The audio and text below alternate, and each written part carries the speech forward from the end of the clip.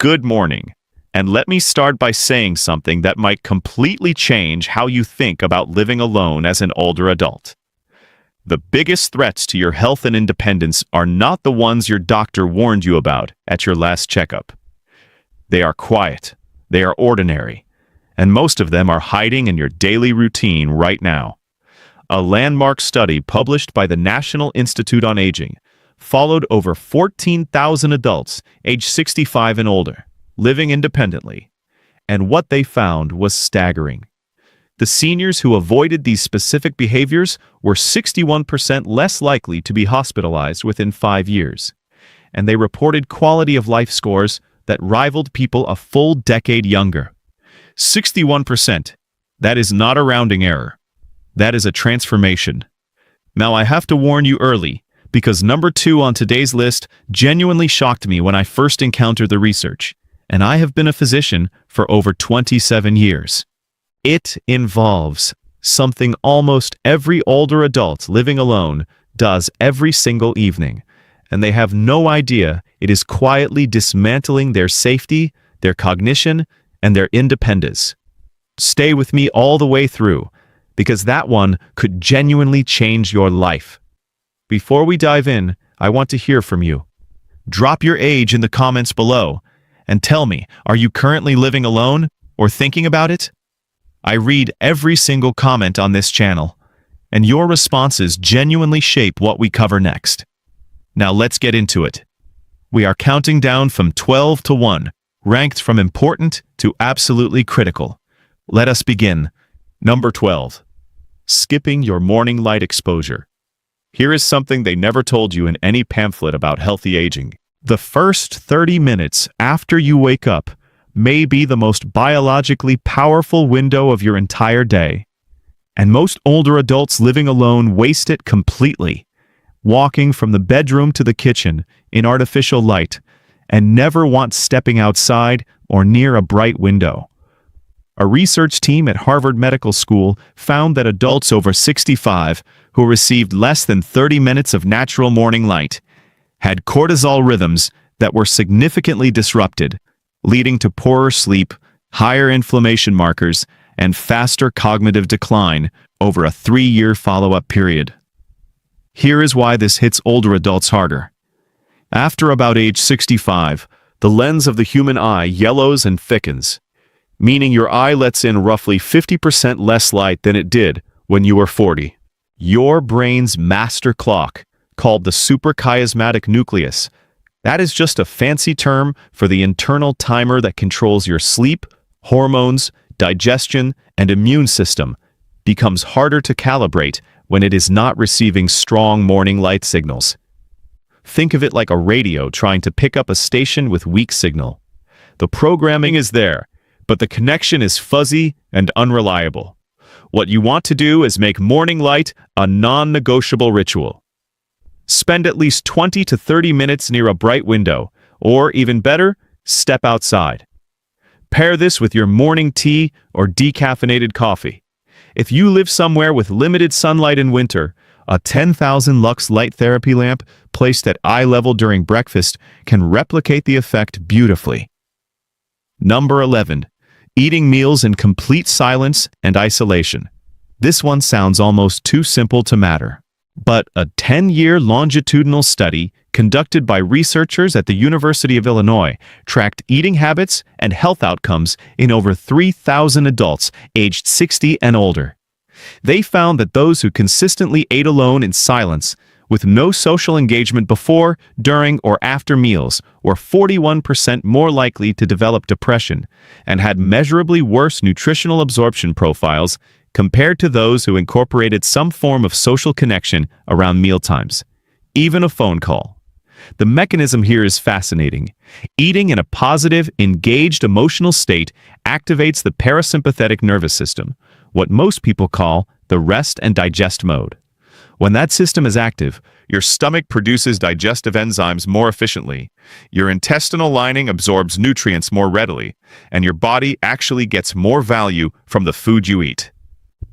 In older adults specifically, this matters enormously because something called anabolic resistance, The gradual decline in your body's ability to turn nutrients into muscle, bone, and cellular repair begins accelerating after age 70. The fix is beautifully simple. Call a friend or family member during at least one meal per day. Keep the television on a program you genuinely enjoy rather than background noise. Join a virtual meal sharing group, which have become widely available and are often free through senior community centers. Number 10.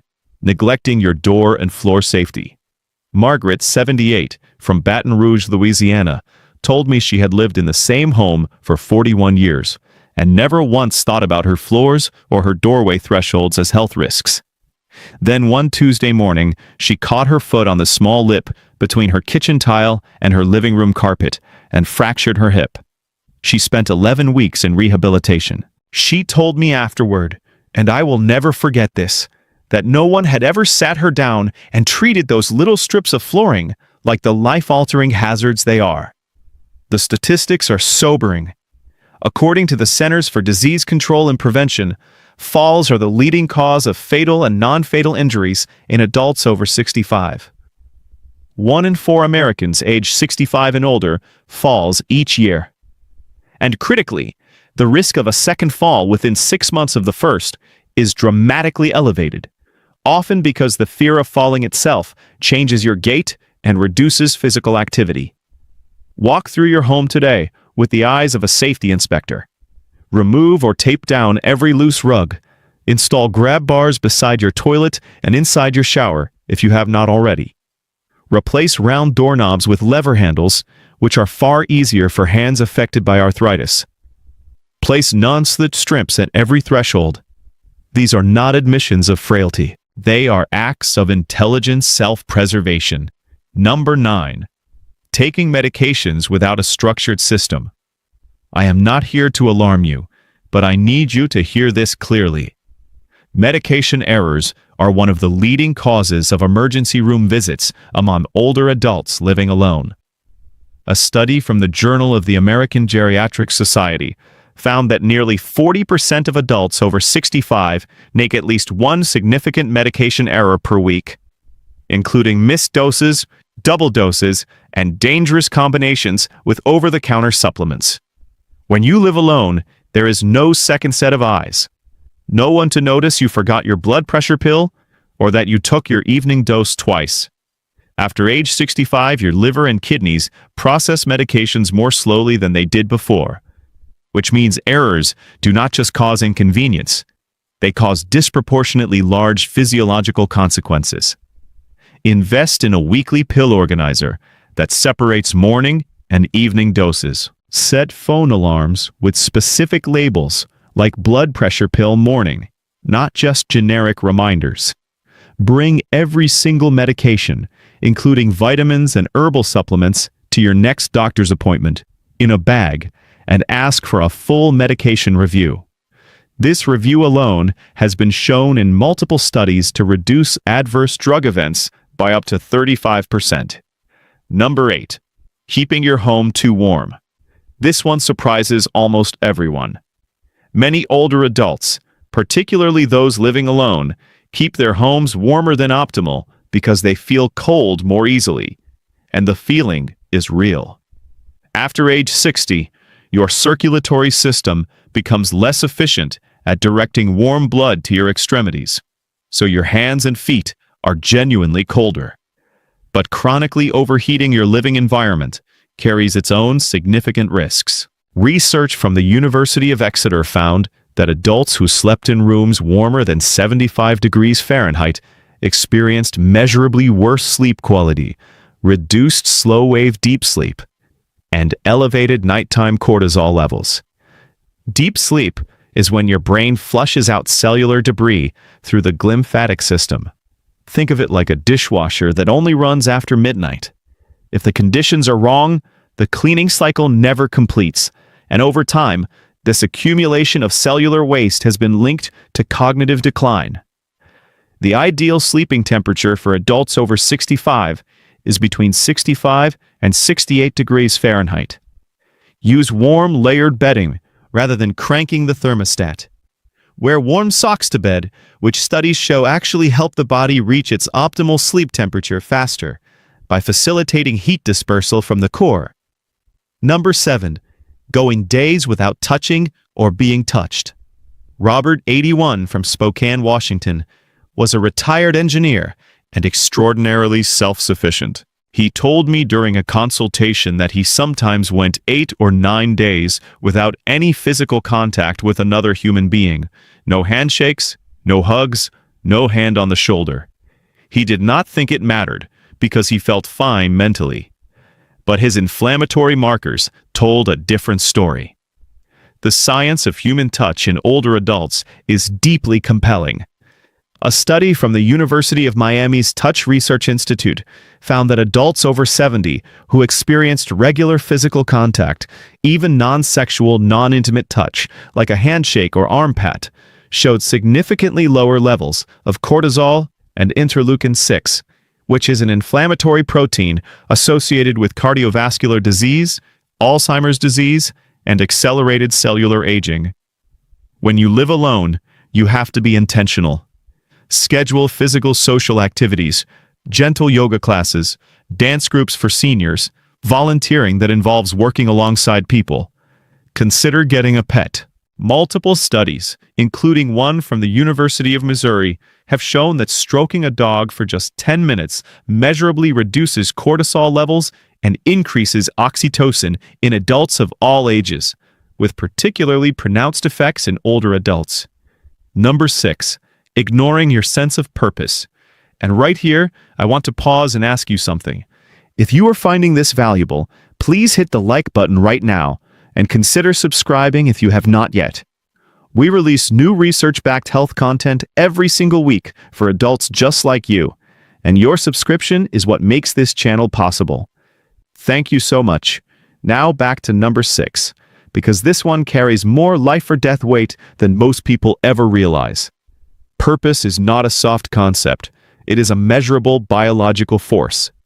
A landmark study from Rush University Medical Center in Chicago followed over 1,500 adults, age 70 and older, for 7 years. Those who scored highest on a standardized purpose in life scale were 2.4 times less likely to develop Alzheimer's disease, had lower rates of stroke, and lived an average of 7 years longer than those with the lowest purpose scores. 7 years. That is not a motivational poster statistic. That is science. When you live alone, especially after retirement, the external structures that gave your days meaning, a job, a schedule, colleagues, gradually disappear. And without deliberate replacement, a slow physiological decline can follow. Your body, at a cellular level, responds to perceived irrelevance with elevated inflammatory cytokines and reduced immune surveillance. You must engineer purpose, teach something, mentor someone, join a civic group, start a container garden, write down your memoirs, volunteer at a library or hospital. The content of the purpose matters far less than its consistency and depth. Number 5. Living with chronic low-grade dehydration. Elena, 74, from Phoenix, Arizona, came to see me complaining of persistent fatigue, confusion in the late afternoon, and recurring urinary tract infections. She was drinking what she thought was a reasonable amount of fluid each day, roughly 4 to 5 cups. But she was living in a hot, dry climate, and her body's thirst signals had long since stopped working reliably. This is one of the most underappreciated aspects of aging physiology. Your thirst mechanism, the signal that tells your brain you need water, deteriorates significantly after age 60. A study published in the American Journal of Clinical Nutrition found that older adults register thirst at a much higher level of dehydration than younger adults, meaning by the time you feel thirsty, you are already meaningfully dehydrated. Even mild dehydration of just 1 to 2% of body weight can impair cognitive function, increase fall risk, cause constipation, and accelerate kidney stress. The prescription is simple, but requires discipline because it runs counter to your body's signals. Drink 8 to 9 cups of fluid per day, prioritizing water, herbal teas, and broth. Set a timer every 90 minutes as a hydration reminder. Keep a measured water bottle on your kitchen counter, not hidden in a cabinet, because visual cues dramatically increase compliance. And pair your hydration habit with a small pinch of sea salt or an electrolyte supplement, because as we age, kidneys become less efficient at retaining sodium, and plain water without minerals is retained less effectively. Number 4, avoiding strength training because you think it is for young people. I hear this every week, and it needs to stop. The idea that strength training is for athletes or young bodies is one of the most damaging myths in modern medicine. A meta-analysis published in the British Journal of Sports Medicine reviewed 49 studies involving adults aged 65 to 90 and found that progressive resistance training, meaning gradually increasing the weight or resistance over time, improved functional strength by an average of 33%, reduced fall risk by 40%, and improved markers of bone density, blood sugar regulation, and even depression. Here is what makes this critical specifically for aging bodies. After age 50, adults lose roughly 1 to 2% of their muscle mass per year in a process called sarcopenia.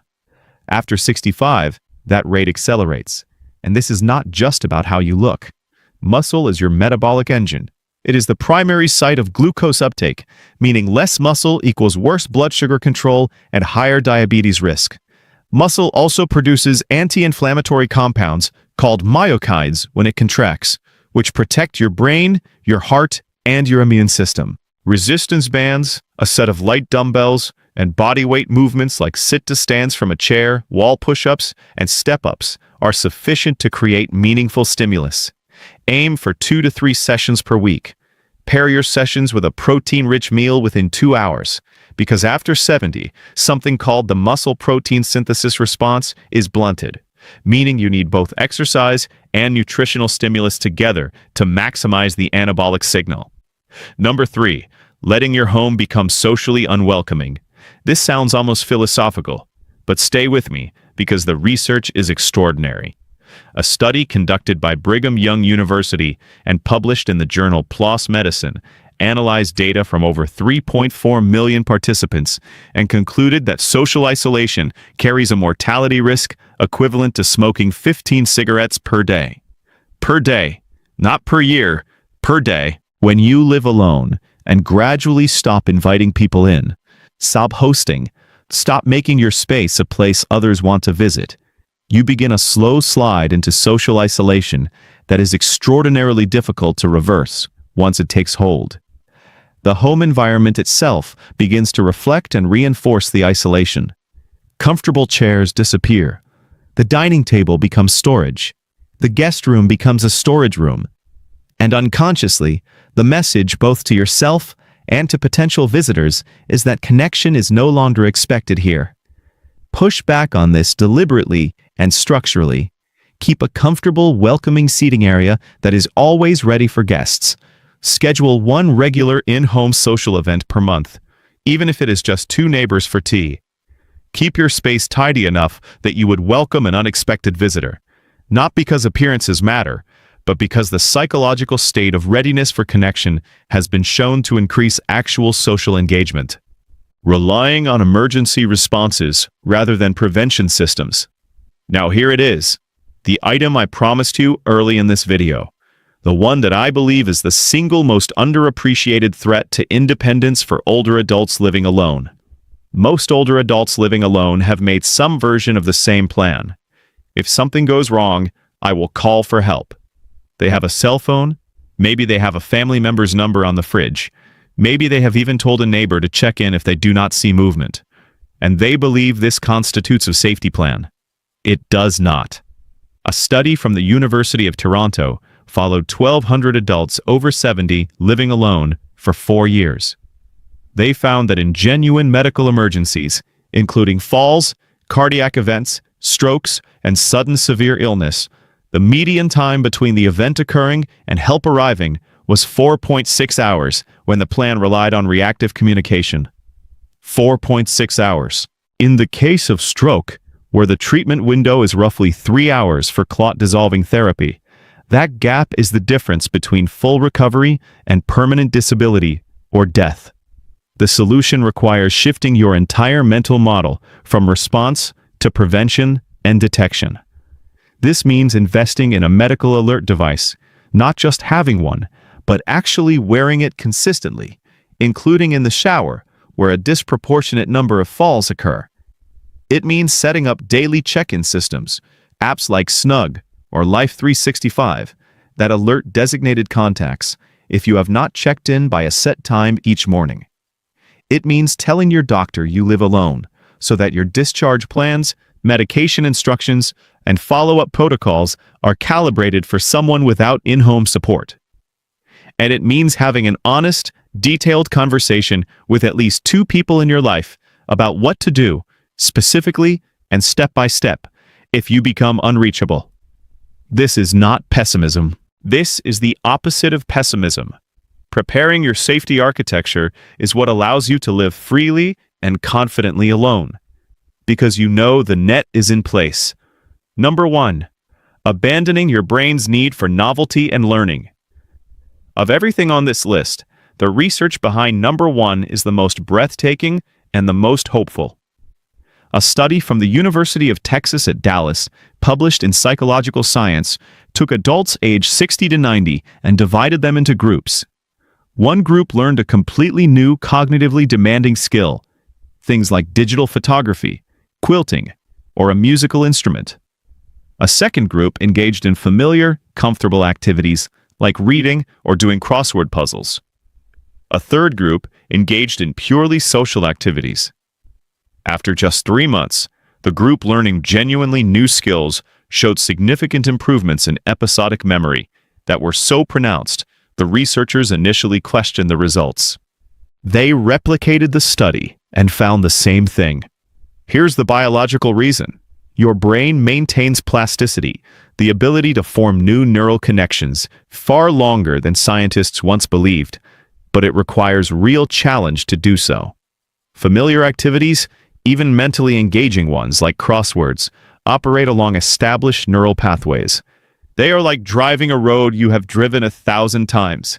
Genuinely new skills require your brain to build new roads. And in that construction, something remarkable happens. The hippocampus, your brain's memory center, which begins shrinking at a rate of about 1 to 2% per year after age 60, actually shows measurable volume preservation and in some cases growth in response to novel learning. The practical implication for someone living alone is profound. You cannot rely on your daily routine to provide the cognitive stimulus your brain needs to stay sharp. You must deliberately introduce novelty. Learn a language using a free app like Duolingo. Take an online cooking class featuring a cuisine completely foreign to you. Learn to play the ukulele. Start watercolor painting. Join a local theater group. Take a beginner's class in something that makes you slightly nervous because you have never done it before.